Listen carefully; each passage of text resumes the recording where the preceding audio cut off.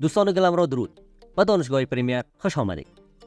در این ویدیو طبق وعده ویدیوی قبلی و درخواست شما عزیزان در کامنت ها میریم و در مورد کاربرد کی فریم ها در ادوبی پریمیر صحبت میکنیم.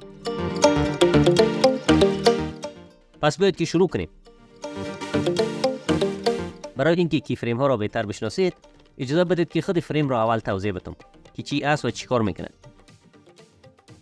ببینید ویدیو به خودی خود حرکت ندارد.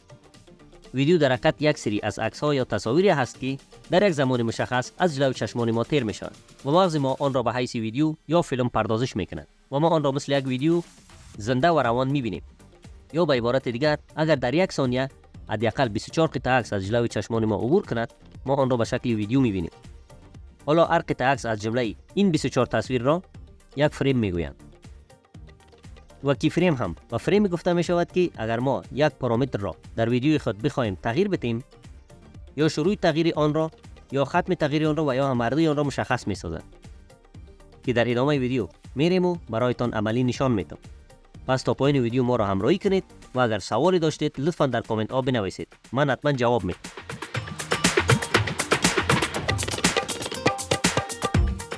خب دوستان، به خاطر اینکه کی فریم ها را بتونم بهتر براتون تشریح بدم ما این دایره را انتخاب کردم که امروز این دایره را ما کی فریم ها را بالاش اعمال میکنیم و از یک انیمیشن میسازیم که به طرف راست، پایین یا هر طرفی که دلمون شد این را حرکت بدیم. فعلا وقتی که ببینین این دایره در جای خود ثابت و استاد است، هیچ حرکتی نداره. خب به خاطر این کار ما چی میکنیم؟ میایم در صفحه کنترل افکت های خود، این صفحه باشه و اینجا پارامترهای مختلف داریم که پارامترهای ما از چه قبیل است؟ پارامتر پوزیشن. وقتی ما پارامتر پوزیشن اگر تغییر بدیم یا مو دایره ما به طرف راست و چپ میره، پارامتر پوزیشن ای پارامتر دیگه شو تغییر بدیم با پایین و بالا میره. همچنان پارامتر اسکیل اگر ما تغییر بدیم دایره ما کلان و خرد میشه. یا اگر پارامتر اوپاسیتی را تغییر بدیم دایره ما خیره میشه و پس روشن میشه.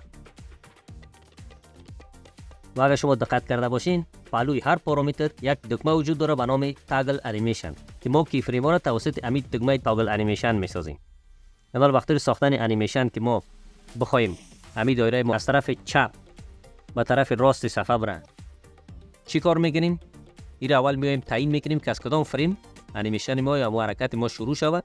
ما میگم از فریم 4 شروع شه. پلیهید خدا در فریم 4 میارم که قسمت فریم 4 است و بعد چیکار میکنم؟ دکمه تاگل انیمیشن کلیک میکنم و اینجا پریمیر برای ما یک کی فریم اتومات میسازه. بعد چیکار میکنیم؟ اینا میگیم که انیمیشن ما 3 ثانیه دوام کنه، یعنی در 3 ثانیه امی دایره ما از طرف چپ به سمت راست اسکرین حرکت کنه و توقف کنه. چیکار میکنیم؟ پلیهید خدا میاریم در 3 ثانیه برابر میکنیم.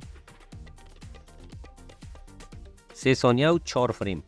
چرا که کی فریم اولی خدا در فریم 4 ساخته بودیم و از فریم 4 به بعد 3 ثانیه و 4 فریم میشه. اینجا پلیهید خدا آوردیم. بعد چیکار میکنیم؟ اینجا میایم و پارامتر افقی یا هوریزونتال پوزیشن خدا تغییر میدیم. میره میبریم تا قسمت ای در آخر صفحه برسه. بله. یعنی وقتی که ما ایرا پلی بکنیم چی میبینیم؟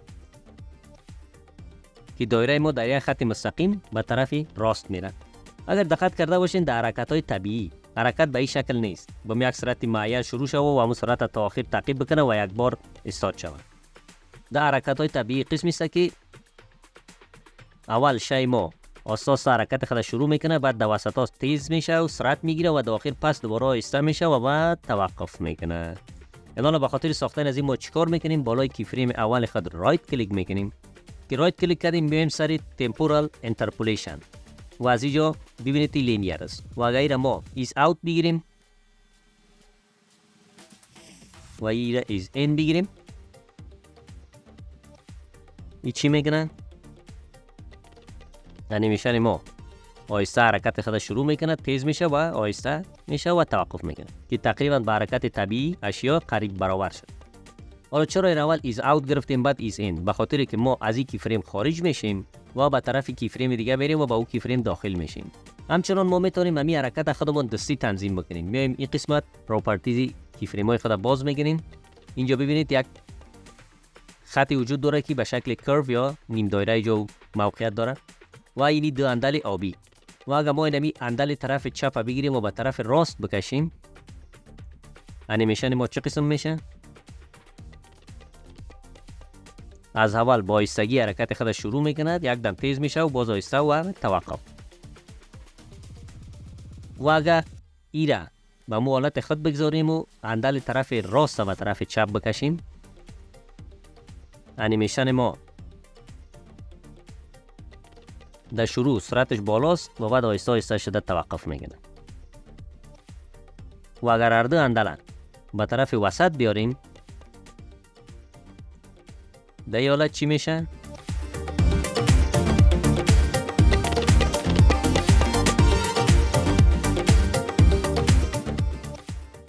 در این حالت انیمیشن ما از اول آهسته است، در وسط سریع میشه و داخل آهسته شده و توقف میگیره.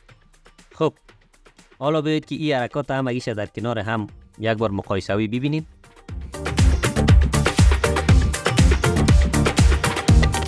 خب حرکات را خود دیدید. حالا پیش میریم. حالا ما میخوام این انیمیشن ما وقتی که در وسط میآید یک جمپ هم به طرف پایین بزنه. به خاطر این کار چیکار میکنم؟ یا از اینجا میایم این را پایین میارم،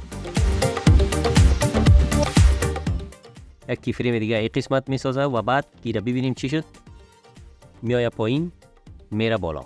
یا اگر این کارم نکردیم چی کار میکنیم؟ این را اینجا میمونیم، در این قسمت میاریم پلی هید خدا، بعد از اون موشن را کلیک میکنیم.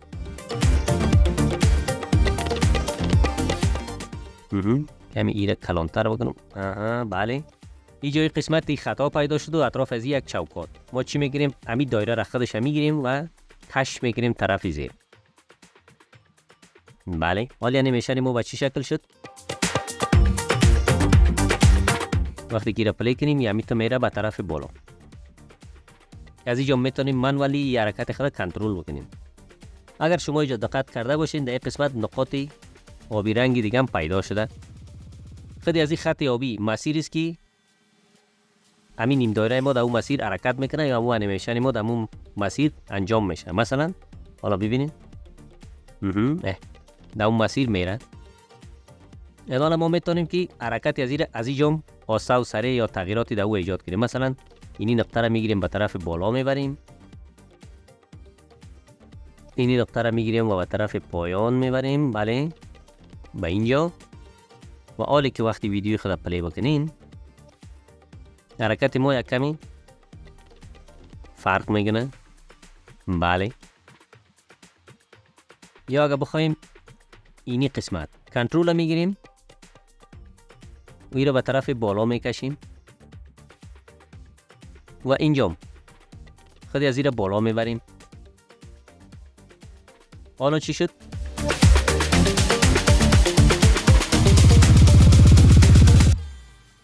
بله فرق کرد. قبلا که وقتی من بالای این کی فریم رایت کلیک کردم، شما اینجا باید که یک چیز متوجه شده باشین. اینجا که داشتیم تمپورال انترپولیشن، اینجا داشت لینیر، بیزیر، اوتو بیزیر، کانتینیوس بیزیر و همچنان هولد، ایز این ایز اوت که من همیشه از همین ایز این و ایز اوتش استفاده میکنم در ویدیوهای خود.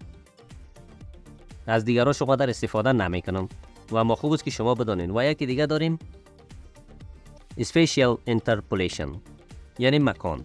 temporal interpolation به این معنی است که چی وقت و spatial interpolation یعنی کجا. یعنی وقتی که ما را روی آتو بیزیر بانیم، ما کلیک فریم را یک بار انتخاب بکنم و سرشان رایت کلیک میکنیم سر یکیش و میایم spatial interpolation و میایم اینجا آتو بیزیر.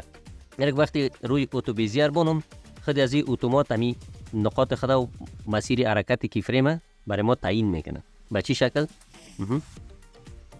و اگر ما روی کانتینیوس بیزیر بگذارم، یعنی در این صورت ما میتونیم که اینی نقاط خودمون منولی تغییر بدیم. مثلا این را به اینجا میارم، درازش میکنم این طرف، این نقطه را میبرم اینجا.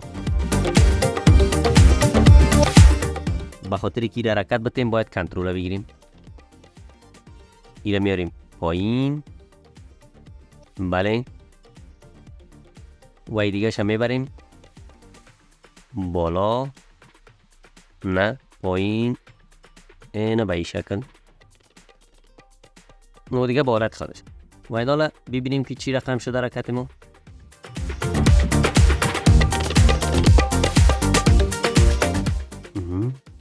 و همچنان اینجا ما یک گزینه دیگه هم داشتیم به نام هولد.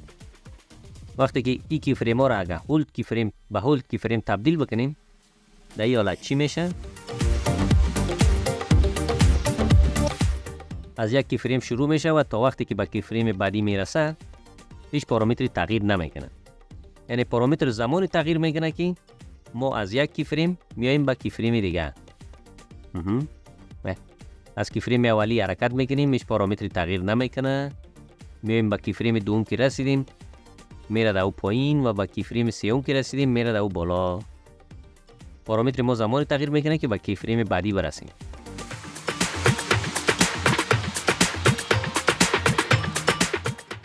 خب دوستان، تا اینجا چطور بود؟ آیا خوشتان آمد؟ اگر از ویدیو خوشتان آمده ویدیو ما را لایک کنین، با دوستانتان به اشتراک بگذارین. شاید کسانی باشه که واقعا به این آموزش ها نیاز داشته باشند. نظریات، سوالات، پیشنهادات خود را در کامنت ها بنویسین و همچنان کانال ما را سابسکرایب کرده و زنگوله کنار آن را هم فعال کنید تا اولین شخصی باشید که ویدیوهای ما براتون میرسه.